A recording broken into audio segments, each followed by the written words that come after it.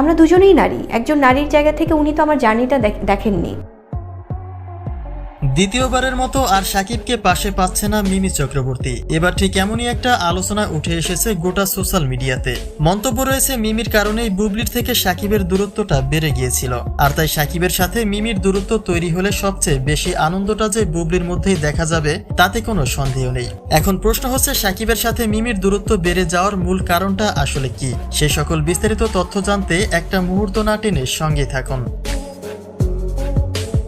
শাকিবের সাথে মিমির অভিনীত শেষ সুপারহিট সিনেমা তুফান, যেটি কিনা দেশের বাইরেও কয়েকটি কান্ট্রিতে মুক্তি পেয়েছে। আর তুফানের এমন সফলতা দেখে তুফান 2-তে শাকিবের বিপরীতে মিমি চক্রবর্তী থাকতে পারে বলেই ধারণা করা হচ্ছিল। কিন্তু লক্ষ্য করার বিষয়টা এখানেই ছিল যে প্রথম সিনেমায় অভিনয় করে শাকিবের সাথে প্রেমের গুঞ্জনে জড়িয়ে পড়েছেন মিমি চক্রবর্তী, যার ফলে শাকিবের দ্বিতীয় স্ত্রী বুবলির সাথে খানিকটা দূরত্ব বেড়ে যাওয়ার তথ্য প্রকাশ হয়েছিল। কেননা প্রতিটি মানুষের ক্ষেত্রে কাজের বাইরে ফ্রি সময়টুকু প্রিয় মানুষকেই দেওয়া হয়।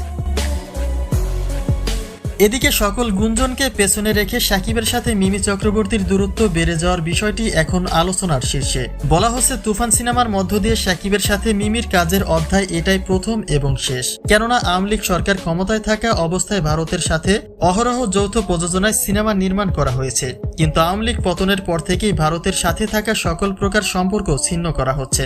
আর সে একইভাবে হয়তোবা দুই বাংলার যৌথ সিনেমাগুলিতেও এবার নিষেধাজ্ঞা জারি করা হবে, যার ফলস্বরূপ কাজের মাধ্যমে শাকিবের সাথে মিমি চক্রবর্তীর দেখা হবার সুযোগ আর নেই। আর তারই ভিত্তিতে উঠে আসছে বুবলির অধ্যায়টি। অর্থাৎ মিমির কারণেই যদি শাকিবের সাথে তার দূরত্ব বেড়ে থাকে, তাহলে শাকিবের পাশে আর মিমির জায়গা না হলে সে বিষয়টি অবশ্যই বুবলির কাছে আনন্দের।